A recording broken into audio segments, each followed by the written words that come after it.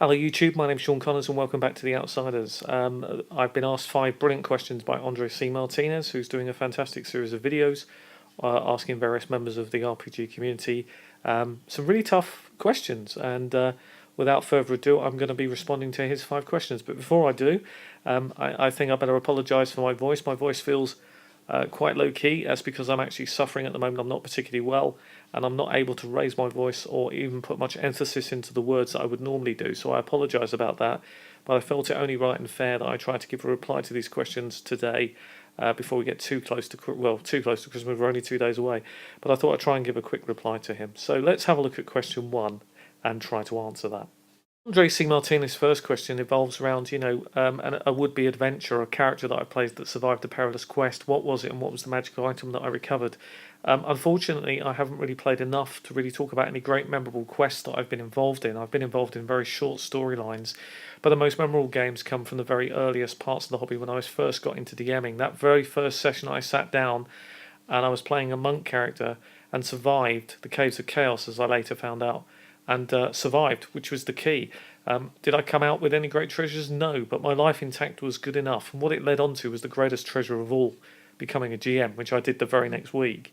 So I take that as the great moment of survival and a great awakening, really, in myself. So I'm sorry if it sounds a little contrived, but it's a reality. I've really very rarely played, and I haven't really got any quests to really discuss. But that really stays in my mind because it was the most memorable moment, because it made me want to get behind the main chair and run a game for people I didn't know, and ultimately people that would become my friends. So I hope that answers question 1 for you. Andre's second question is right up my street, talks about the DM's bag of tricks, if you will. What sort of things do you carry in your arsenal that you use?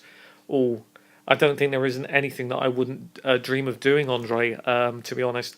I've used tiles from DIY shops to show what the dungeon floor feels like. So they've actually got something to actually visibly see and touch. I've used dripping water. I've used old maps that I've created and made. I've used coins. I've used antiques that I've come across in shops. I've used doctor's coats, stethoscopes. There's pretty much nothing I won't do for a hobby if I feel it can give the game a feel of immersion, a feel of realism, a kick in the right direction.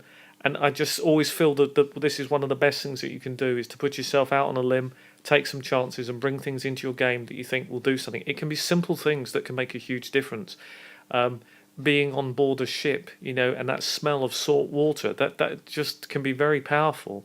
I've even, as crazy as it sounds, with the right group, and it has to be the right group of players, I've even sprayed a spray bottle around the room with a bit of salt water in it to get that feel of the freshness of the sea breeze coming in. And at the time it seemed odd, but with the fan going, it just made such a difference. And people said afterwards, which was lovely, it made them feel that they were on board the ship. And what more could you want as a GM? So I love that type of thing. So there's nothing that I will not absorb into my toolbox. Yes, I will use anything that people have pre-made if it's going to make a difference, whether that's critical decks, fumble decks, whether that be unique dice, whether that be an idea to bring a mechanic into the game that's going to be fun for the players. And the key here is fun, some immersion, something that players can hold that's tangible. Those things do a lot. I love using coins because coins on the table are brilliant, because as a GM you can get up and move around the table, and when you get up and move around, which I love to do quite a lot of the time, it's easy to then slip a coin off the table, like what would happen if you were robbed and stuff.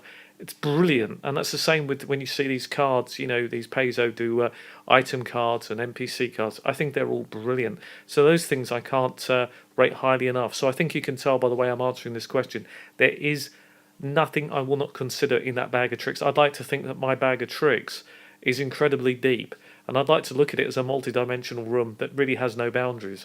Or at least I like to think so. I'm always constantly adding to it, like a magician's bag, and hope that the players love what they see. I think they do, because the reaction's often very good, and I can't recommend that part highly enough to DMs, all DMs. Question 3 is all about handling different personality types.